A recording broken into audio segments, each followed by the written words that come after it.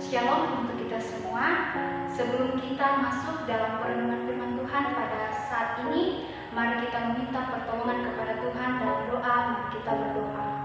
Terima kasih ya Tuhan untuk segala berkat dan kasih setiamu yang Engkau masih nyatakan bagi kami, di mana ya Tuhan di sepanjang hari ini Engkau telah memberkati kami. Saat ini ya Tuhan, kami akan membaca dan merenungkan sebagai isi firman-Mu. Kiranya Engkau mengurapi kami dan kuasa Roh Kudus-Mu agar kami mengerti akan maksud dari firman-Mu. Berkati juga hamba-Mu ya Tuhan yang akan membawakan firman-Mu pada saat ini. Inilah yang menjadi doa kami. Terima kasih Tuhan. Haleluya. Amin. Bacaan kita pada saat ini saya pilih dari kitab Efesus pasal 4 ayat 17 sampai 32. Kitab Efesus pasal 4 ayat 17 sampai 32 firman Tuhan, manusia baru. Sebab itu kukatakan dan kutegaskan ini kepadamu di dalam Tuhan. Jangan hidup lagi sama seperti orang yang tidak mengenal Allah dengan pikirannya yang sia-sia dan pengertiannya gelap, jauh dari hidup persekutuan dengan Allah karena kebodohan yang ada dalam mereka dan karena kedegilan hati mereka. Perasaan mereka telah tumpul sehingga mereka menyerahkan diri kepada hawa nafsu dan mengerjakan dengan serakah segala macam pencemaran. Tetapi kamu bukan demikian. Kamu telah belajar mengenal Kristus. Karena kamu telah mendengar tentang Dia dan menerima pengajaran di dalam Dia menurut kebenaran yang nyata dalam Yesus, yaitu bahwa kamu berhubung dengan kehidupan kamu yang dahulu harus menanggalkan manusia lama yang menunggui kebinasaannya oleh nafsunya yang menyesatkan, supaya kamu dibaharui di dalam roh dan pikiranmu dan mengenakan manusia baru yang telah diciptakan menurut kehendak Allah di dalam kebenaran dan kekudusan yang sesungguhnya. Karena itu, buanglah dusta dan berkatalah benar seorang kepada yang lain, karena kita adalah sama-sama anggota. Apabila kamu menjadi marah, janganlah kamu berbuat dosa. Janganlah matahari terbenam sebelum padam amarahmu, dan janganlah beri kesempatan kepada iblis. Orang yang mencuri janganlah ia mencuri lagi, tetapi baiklah ia bekerja keras dan melakukan pekerjaan yang baik dengan tangannya sendiri, supaya ia dapat membagikan sesuatu kepada orang yang berkekurangan. Janganlah ada perkataan kotor keluar dari mulutmu, tetapi pakailah perkataan yang baik untuk membangun di mana perlu, supaya mereka yang mendengarnya beroleh kasih karunia.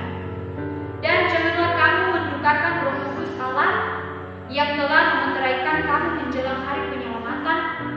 Segala kepahitan, kegerangan, kemarahan, pertikaian, dan fitnah hendaklah dibuang dari antara kamu. Demikian pula segala kejahatan. Tetapi hendaklah kamu ramah seorang terhadap yang lain, penuh kasih mesra dan saling mengampuni, sebagaimana Allah di dalam Kristus telah mengampuni kamu. Amin. Shalom Bapak Ibu saudara-saudara yang terkasih di dalam Tuhan. Saat ini kita akan bersama-sama merenungkan firman Tuhan dengan tema menjadi manusia baru. Menjadi manusia baru.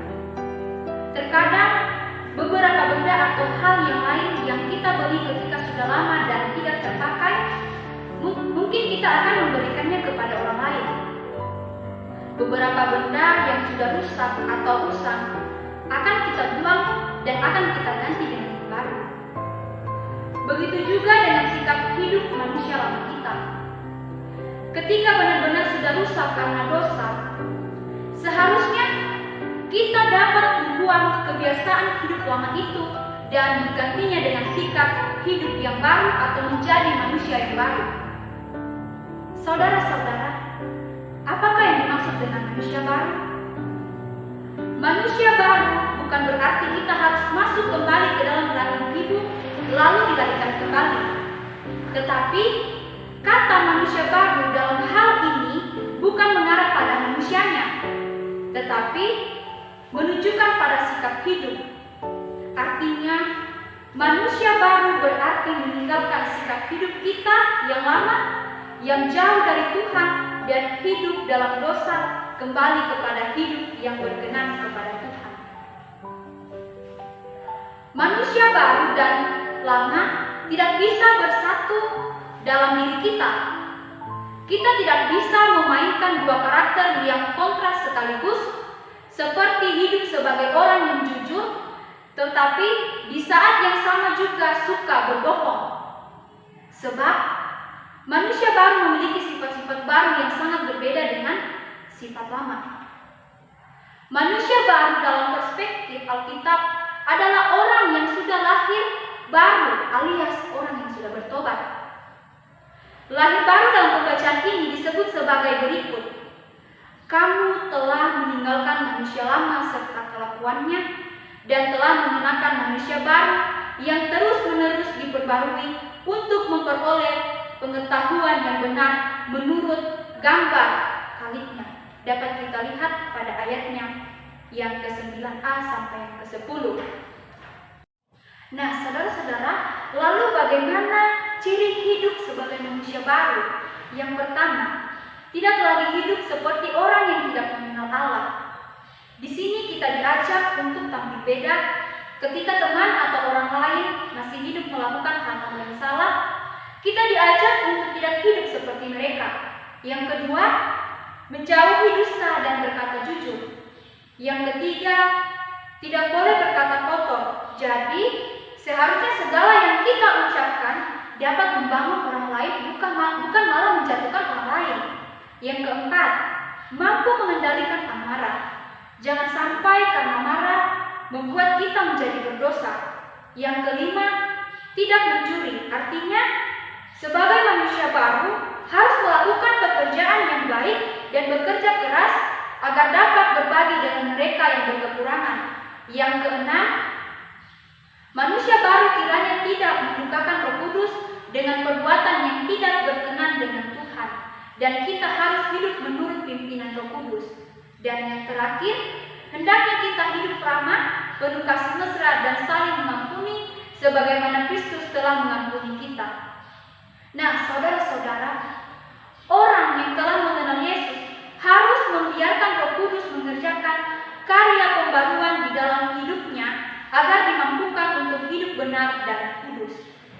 Berdoalah agar Roh Kudus menolong kita menjalani hidup sebagai manusia baru, agar tutur kata dan perbuatan kita menjadi berkat bagi orang lain dan memuliakan Tuhan. Demikianlah firman Tuhan. Haleluya, amin. Sungguh luar biasa firman Tuhan yang telah kita perdengarkan pada hari ini, kiranya menjadi berkat bagi kita semua. Dan untuk mengakhiri perenungan firman Tuhan kita saat ini, mari kita berdoa. Bapa, terima kasih di mana di sepanjang hari ini Engkau telah memberkati kami. Kami kembali datang mengucap syukur kepada Tuhan, di mana pada saat ini kami telah mendengarkan firman-Mu. Biarlah ya Tuhan, firman yang telah kami perdengarkan saat ini boleh menjadi berkat dalam kehidupan kami. Inilah yang menjadi doa kami ya Tuhan, dalam nama Tuhan Yesus.